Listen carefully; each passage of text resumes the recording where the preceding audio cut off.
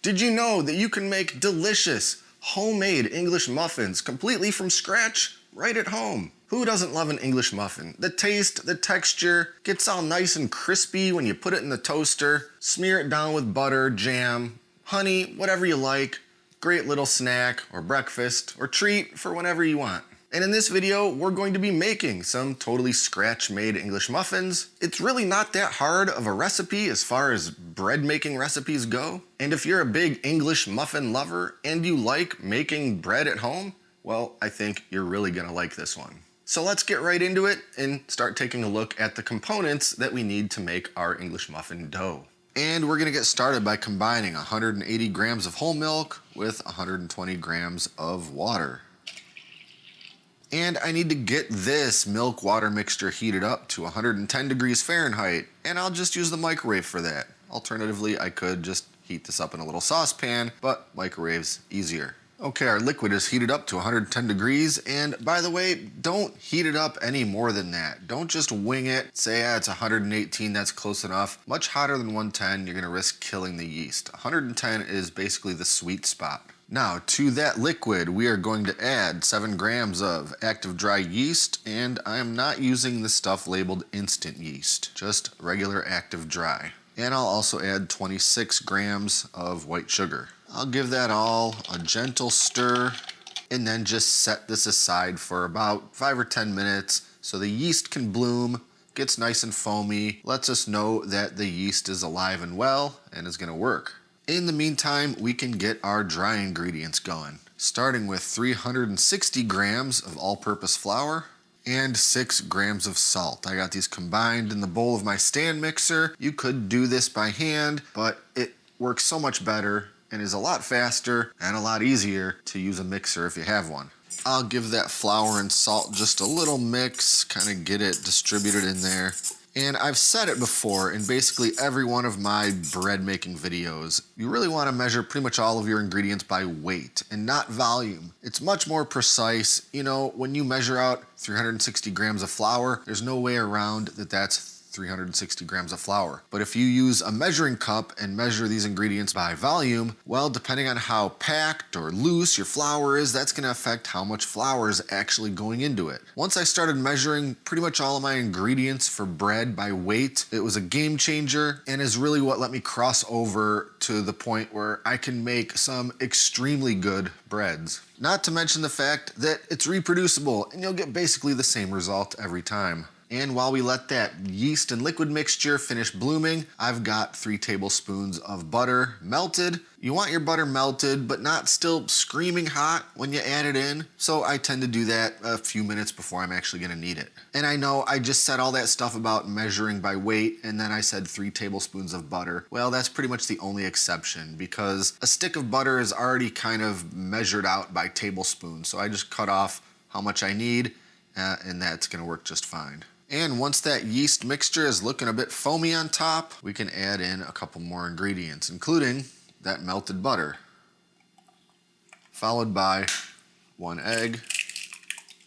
And we'll just get that all mixed together. Beat that egg all up, stir that butter in. Now we're getting the paddle attachment situated onto the mixer, and I'm gonna turn this thing on at its very lowest speed. And while it's running, I'll start drizzling in that liquid mixture. I'll go gradually, not insanely slow, but just slow enough that I know that it's getting rolled and folded into all of that dry as it starts mixing.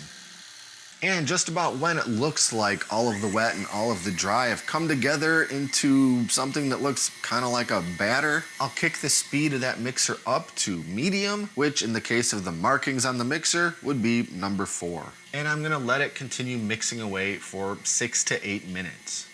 Okay, our combination dough, batter, whatever you want to call that, is finished mixing. So now we're gonna get us a bowl, get it nice and greased up with some cooking spray, and transfer all that stuff into it.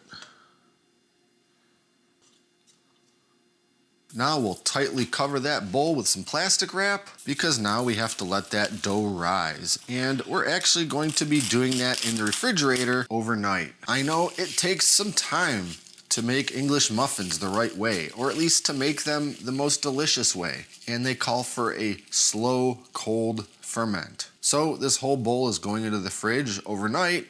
Anywhere between 12 and 18 hours is gonna be great. So I'm gonna do that, and we're gonna pick the rest of this video back up tomorrow.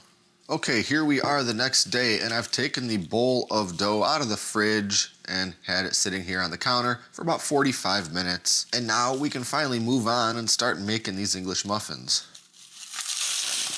And obviously that dough has risen quite a lot, which is exactly what we're looking for. So now I'm going to generously flour the board here so I can turn this dough out, and it's gonna be really sticky. So definitely want lots of flour so it can't cling to that board. And I'm also gonna sprinkle some flour on top because I don't want everything just sticking to my fingers. Now I'm just gonna start pressing this whole piece of dough down, degas it a little bit, but also I'm pressing it out into basically the shape that I want it when I start cutting out my individual English muffins. Now what I'm going for here is to press it down until it's somewhere between, let's say, 1/2 inch and 3/4 of an inch thick.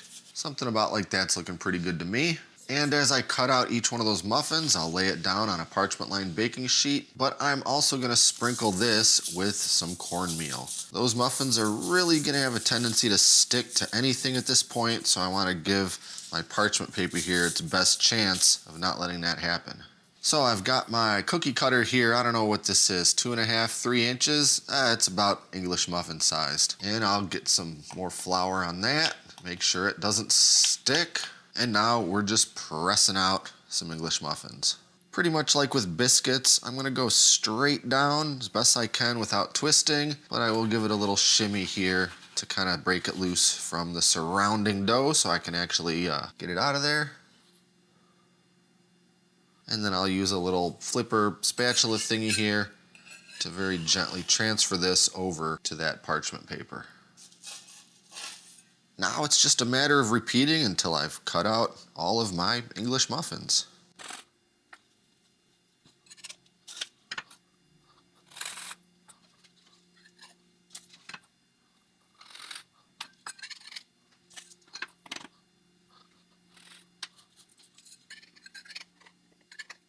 And just like with biscuits, whatever I've got left over here, I'll just sort of smush back together so I can get 1 or 2 more muffins out of it. I don't want anything going to waste.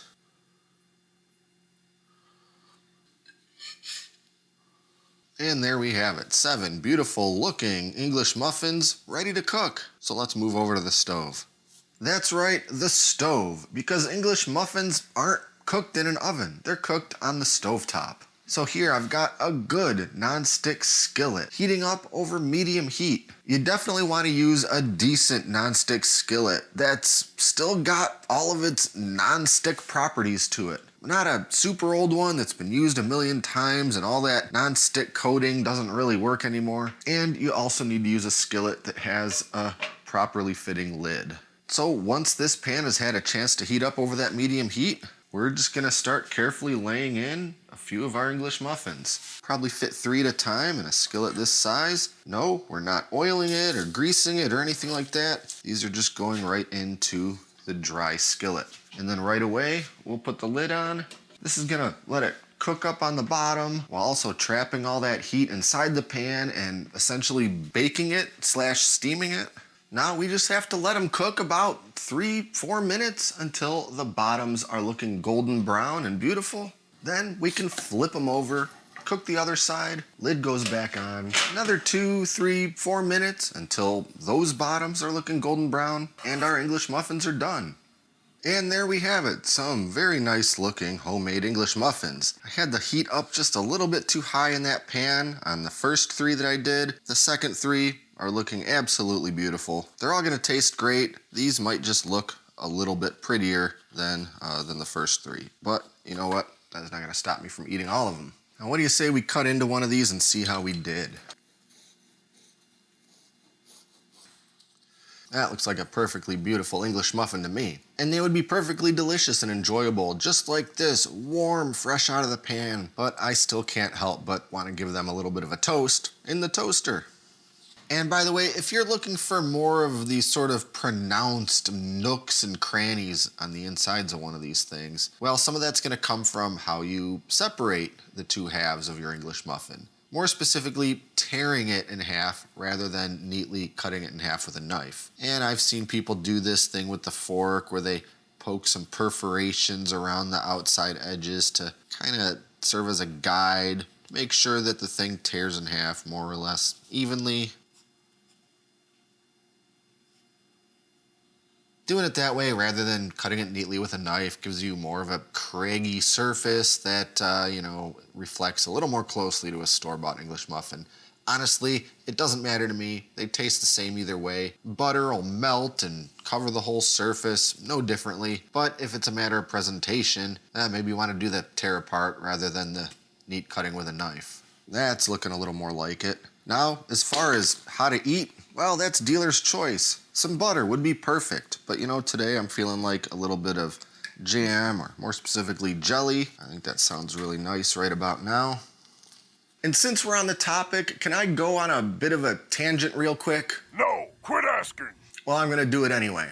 You know how when you go to a diner for breakfast, they've got the little organizer full of different little individual jelly packets? It's always the same ones. You got your strawberry, your grape, your marmalade, which I don't even know who in the world that's supposed to be for. And then you've got the Smucker's mixed fruit. The only one anyone ever wants is the Smucker's mixed fruit. In fact, that one seems to be the only flavor that ever even goes out of stock at any of these places. Which means that the evidence suggests that people love the Smucker's mixed fruit jelly. Why is it then that you can't find the stuff at any grocery store anywhere? Smucker's jelly is everywhere. Smucker's strawberry and grape, and I think even marmalade is everywhere. So what's with this mysterious conspiracy to keep the best jelly flavor out of the supermarkets? You can buy these teeny tiny little jars of this stuff online for kind of a ridiculous price. In fact, my wife got me a couple from the internet for Christmas this year, and that's why I even have some. So I ask again, anybody that works for Smucker's or knows anyone that's part of this whole jelly conspiracy, why don't they sell this stuff at any grocery stores? It's the one that people want. Smucker's, you could be turning on a money faucet right now. Just send this stuff to the local grocery stores. Anyway, rant over. Everybody I know in real life is sick of hearing me talk about it, so I figured I'd share it with everyone else now. But now it's time to take a bite of this delicious homemade English muffin slathered with some delicious Smucker's mixed fruit jelly. That's what I'm talking about. Look, I love a store-bought English muffin. Thomas brand, any of the brands, they're all good. You put some butter or jam or something on there, it's gonna be tasty. But like I say all the time, nothing beats homemade. And as far as homemade breads go, it's really not that difficult of a recipe.